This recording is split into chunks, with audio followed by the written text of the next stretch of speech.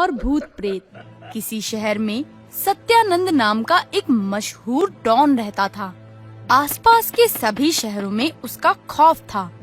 जहाँ एक तरफ वो पूरे शहर को अपने इशारों पर चलाता था, तो वहीं दूसरी तरफ उसके शहर में एक दर्जी ऐसा भी था जो उससे बिल्कुल भी नहीं डरता था। एक दिन सत्यानंद का पक्का दोस्त और व्यापार में भागीदार धर्मचंद उसके पास आता है। दोस्त, इस महीने सभी दुकानदारों से बहुत अच्छा पैसा वसूल हुआ है, लेकिन उस दर्जी ने इस बार भी कुछ नहीं दिया। मुझे तो समझ नहीं आता कि तुमने उसे अभी तक जिंदा क्यों छोड़ा है। मेरे पास करने के लिए और भी बहुत काम है। अगर तुम्हें लगता है कि वो हमारे मुताबिक नहीं चल रहा, तो उसे इस दुनिया से विदा कर दो। कल उसे बुलाकर एक बार अच्छे से धमका देते हैं। अगर फिर भी नहीं माना तो सीधा स्वर्ग में शिफ्ट कर देंगे। वो लोग अगले दिन दर्जी को अपने घर बुला लेते हैं। जी कहिए जनाब, कैसे कपड़े सिलवाने हैं आपको? कपड़े तो हम तुमसे बाद में सिलवाएंगे। पहले ये बताओ कि जब सभी लोग हर महीने हमें इस शहर में काम करने के लिए किराया देते हैं, तो फिर तुम्हें क्या दिक्कत है? जनाब, हमने घर का किराया तो सुना है, लेकिन शहर का किराया ये कभी नहीं सुना, इसलिए नहीं देते। हमसे चालाकी तुम्हें बहुत महंगी पड़ सकती है, इसलिए अच्छा होगा कि चुपचाप हमें पैसा देना शुरू कर दो। कुछ भी हो जाए जनाब, लेकिन मैं कभी किसी गलत काम का समर्थन नहीं करूंगा। दर्जी के ये बोलते ही सत्यानंद को बहुत गुस्सा आता है और जैसे ही वो उसे मारने के लिए उठता है, तभी धर्मचंद उसे रोक लेता है। अरे दोस्त, ये क्या कर रहे हो? जल्दी ही चुनाव आने वाले हैं। इस समय कुछ भी गलत काम करना हमारे लिए सही नहीं होगा। इसलिए अभी के लिए मैं इसका एक इम्तिहान लूंगा, जिससे ये स्वर्ग भी पहुंच जाएगा और हमारा नाम भी कहीं नहीं आएगा। तो ठीक है, फिर लो इसका इम्तिहान। आज आधी रात को तुम्हें एक कब्रिस्तान में बैठकर हम दोनों के लिए एक कुर्ता पजामा का पूरा सेट सिलना होगा।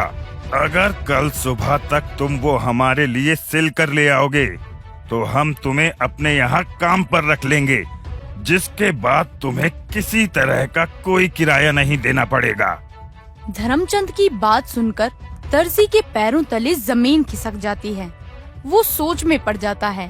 अरे ये तो सीधा सीधा मेरी जान मांग रहे हैं। भला कब्रिस्तान में कौन सिलाई करता है? लेकिन अगर मना कर दिया तो ये किसी और तरीके से मेरी जान लेने की कोशिश करेंगे। बहुत देर तक सोचने के बाद भी जब दर्जी को समाधान नहीं मिलता, तो वो इस काम के लिए हाँ बोल देता है। जिसके बाद वो लोग दर्जी को वापस उसके घर नहीं जाने देते और सिलाई के लिए हर चीज का इंतजाम वहीं कर देते हैं तथा आधी रात होते ही धर्मचंद उसे अपने साथ गाड़ी में बैठाकर शहर की सबसे डरावने कब्रिस्तान तक ले जाता है। ये मैं कहाँ फंस गया? अब तो मेरी जान कोई नहीं बचा सकता और ना ही मैं कहीं भाग सकता हूँ।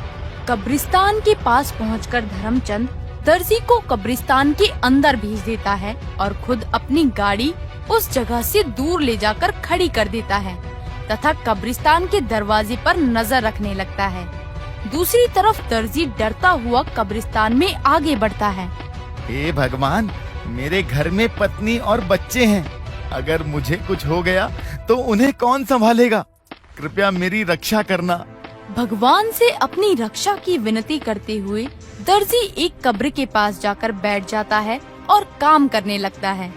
कुछ देर बाद वो अपने काम में इतना मग्न हो जाता है कि उसे अपने आसपास क्या है ये कुछ भी याद नहीं रहता। तभी उसके पास वाली कब्र से एक सिर बाहर निकलता है। क्या तुम मुझे देख सकते हो? थोड़ी देर बाद बात करना, अभी मैं बहुत व्यस्त हूँ। दर्जी की ये बात सुनकर भूत असमंजस में पड़ जाता है और एक बार फिर दर्जी को डराने की कोशिश करता है। क्या तुम मेरे लिए भी एक जोड़ी कपड़े बना सकते हो? जरा मेरी तरफ देखो तो, मेरे कपड़े बहुत पुराने हो गए हैं। हाँ ठीक है, कल दुकान पर आकर अपना नाप दे देना, लेकिन अभी परेशान मत करो और जाओ यहाँ से। दोबारा दर्जी का ऐसा व्यवहार देखकर भूत को अपने ऊपर संदेह होने लगता है। ये कैसा इंसान है? क्या इसे हम भूतों से डर नहीं लगता? ये तो मेरी तरफ देख भी नहीं रहा। मुझे लगता है ये जानबूझकर ऐसा कर रहा है, जिससे हमें अपने ऊपर ही संदेह हो और हम लोगों को डराना बंद कर दें। हमें इससे दूर रहना चाहिए। धीरे धीरे पूरा कब्रिस्तान भूतों से भर जाता है, लेकिन दर्जी किसी पर भी ध्यान नहीं देता और अपने काम में मग्न रहता है। कुछ देर बाद जब दर्जी का काम खत्म हो जाता है तो वो राहत की सांस लेते हुए जैसे ही ऊपर देखता है तो वो डर जाता है और चिल्लाने लगता है। अरे दादा, रे दादा, भूत बचाओ, आज तो मैं मर ही गया। ये बोलता हुआ दर्जी बिना किसी देरी के 1 मिनट के अंदर अपना सारा सामान उठाकर कब्रिस्तान से बाहर भाग जाता है और सीधा धर्मचंद के पास पहुंच जाता है। भागो रे, जल्दी, अरे भूत आ गया।